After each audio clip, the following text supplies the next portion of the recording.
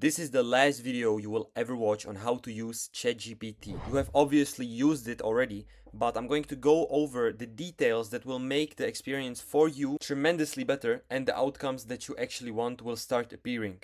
So leave a like on this video, leave a comment on what would you like to see next, and let's get into it. I'm going to start in the settings, okay? So we're going to go here into your account, click on it, and go to settings. Now we're in the settings and we can see that my subscription is on GPT Plus, okay? I would highly advise you, if you want any AI tool, you should get GPT Plus because it basically removes the limit and it gives you way better results. You can experiment with different GPTs. To be honest, it doesn't matter. If you use the latest one, it's always the best, and you shouldn't care that much about if GPT 4.0 is better than GPT 4.01 or whatever, you get me? But yeah, definitely get GPT Plus. But what I wanted to say or show you is this one tool that will help you with your outputs. If you set the enable customization to on, you will be able to customize your GPT. We can see the first thing I'm going to tackle is the most important one, is this custom instructions. I'm going to actually delete all of this, and here you can see that you can actually share anything else you would like ChatGPT to consider in its response. Right? Always use emojis. For example, we say always write emojis, right? So I'm going to hit save. We're going to back here. Oh, not good. We're going to start a new chat and we're going to say, hi, how are you? It should respond immediately with emojis. Every message, boom, we have emojis. For example, what is 2 plus 2? It should again say emojis or use emojis. Boom, we see it always uses emojis. But of course, you should use this in a different way. If you want, for example, we all know that GPT has become too much of a pleaser. Everything you basically say, it's going to say like, yeah, you're awesome. And there are actually cases where people started to believe that they are genius just because of AI. One person or one guy wanted to save the world because he thought he has IQ 200, okay?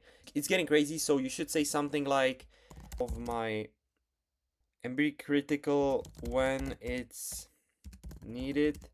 For example, I say, or when I say something that is stupid or wrong. Boom. So right now, if we save it and we try to chat with it, we're actually going to see that in the normal one, and you can actually test it, if you say the sky is green, it will make a joke out of it. So let's see what happens when I set this personalization. So the sky is green. It should say, no, it's not. Nope, that's wrong. Boom. And you can see how you can play with ChatGPT and how it actually speaks to you. And this is super important when you want the best results. So we can see, nope, that's wrong. Under normal conditions, the sky appears to be blue, not green. That's because blah blah. Some of you know, some of you don't. And the sky is green is false. So boom, we already see how we moved ChatGPT. In the personalization, if you want to make money, say some prompt on how you make money, or for example, you should say, be a coach on making money, be my mentor, use information from XYZ websites or some sources, I don't even know. And you can even do it anything, your personal trainer for fitness, your personal trainer for weight loss, to support you, whatever, okay? So this is where you go, is the custom instructions, and don't forget to turn on the enable customization. Now we can move into base, style, and tone. This is the main voice and tone ChatGPT uses in your conversation. This doesn't impact ChatGPT capabilities. So we have the default one. We say we can choose actually professional, friendly, candid, directing, encouraging, quirky, blah, okay? So I'm definitely going to leave it in default. I don't care that much about it, but this can also alter how ChatGPT interacts with you. And guys, don't forget, we see all of this friendly, and it seems like ChatGPT is a person. Don't even try to think that, okay? ChatGPT is just a text-based model, okay? It's not real, it doesn't have a mind, and it will not conquer the world. The only information ChatGPT or any large language model has is only from the internet, okay? So all the text and everything is just from the internet, and this is not, any response basically is not coming from ChatGPT's mind. It's just the most predictable word in a sequence. That's literally the responses, okay? So don't worry about that. And people are actually saying that GPT is going to go dumb over time, or any large language model, because the internet is filling with more AI content and the AI is learning from AI, and I guess you know where this is going. So just wanted to say that because some people are genuinely freaking out. Don't worry, it is just basically text. And GPT or any other model is just predicting what is the most likely sentence that it should say to you. Then we have the characteristics. We have warm. We can again choose to be less warm or more. This will go like friendly. This will go more professional. Then we got other stuff, but low-key we don't need. And here we can see the emojis. Use more, use less. Again, I don't care about it. You can set your nickname, so ChatGPT will refer to you in some way. Your occupation, which is engineer, student, businessman, whatever, and it will also consider that when it's talking with you. And here we can say more about us. So I've said something that I'm some creator or whatever. And again, you can say anything, so it will understand you better. For example, if you say, I am an YouTuber that runs a school community, it will respond to you way better. And yes, I actually do run a school community called FutureMinds AI. We have grown to 70 members in just 2 months, so that already shows that we are actually doing and putting in the work. And yeah, basically I teach AI here, all the basic stuff, all the advanced stuff. I share my templates. I share how to actually sell AI and how to work with it in all of the fields. I'm going to be adding a course on how to use AI tools and then on how to code with AI. So everything is going to be covered here, and you can join in the link that is in the description. Alright, so that is it for the personalization, and we can also see here, last thing is memory. Manage memories, we can reference saved memories and reference chat history. I would leave everything on because then it remembers you even when you switch chats, which is super important. If you go here into data control, we can actually manage what OpenAI does with our data. So you can see improve the model for everyone and include audio recordings. I have this off because I don't want my conversations to be fed into ChatGPT. And we can also delete all chats, archive all chats, or export data or delete the account. Okay, so this is where you do it in data control. Here we can see some default colors. For example, the app, you can change it, show additional models, correct spelling automatically, open ChatGPT links in desktop app, or check for updates. Then we say some chat bar, or we have some chat bar, position on the screen, bottom center, reset to a new chat after 10 minutes. Keyboard shortcut is this. You can, set your own shortcut for ChatGPT and some other stuff. If you want to work with other apps, you enable work with apps, which you should leave on. That is basically, that allows this AI to work with other apps. Here we have some voice settings, so we can actually choose the voice we want. I have Soul, you can Hi have there. Maple, Nice to meet you. Hey, I'm ready to Amber, hit the and all that ground running. stuff. I'm Hi there. gonna Hey, leave what's it up? Feel free to on ask me Soul. about anything that's on your mind. This is the default one, and I actually don't use voice that much.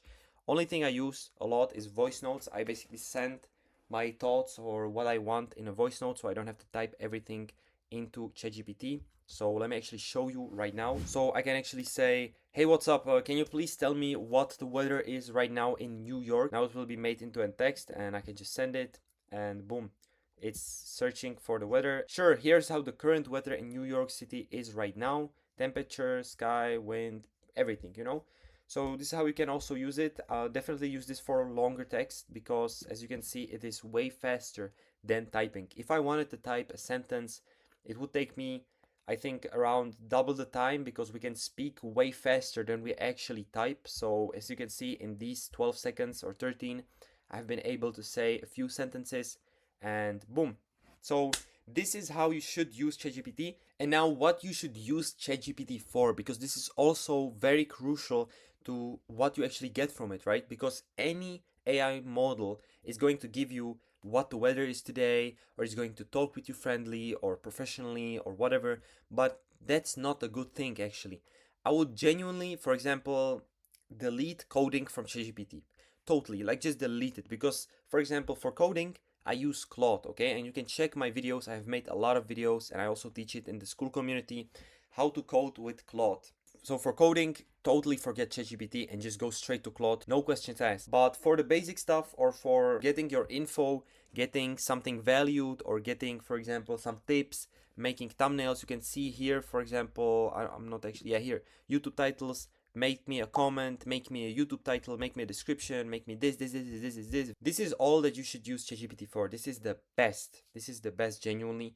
And yeah, even this title that you actually clicked on was made in ChatGPT. After I record this video, I'm gonna send it to my editor and I'm going to do this myself with ChatGPT. And guess what? ChatGPT values all of the titles, picks the best ones.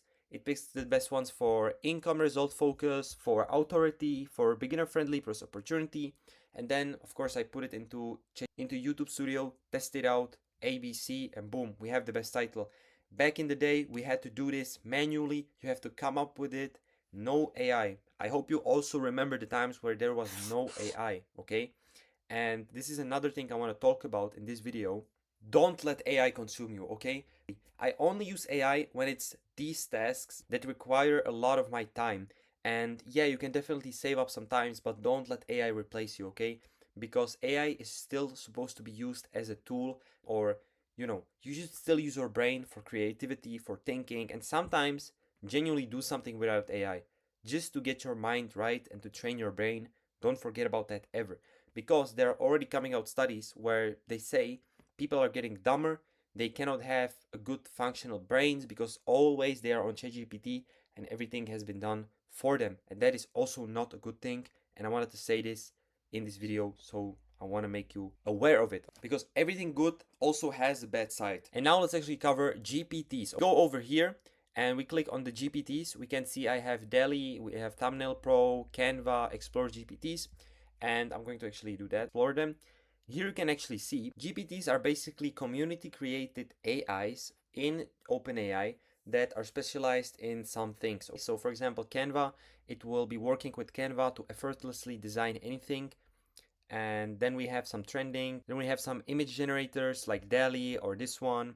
Or we have something for school. For example, if I actually go here, let's say math, we can see India Math Solver GPT, Math Helper, Level Math Tutor.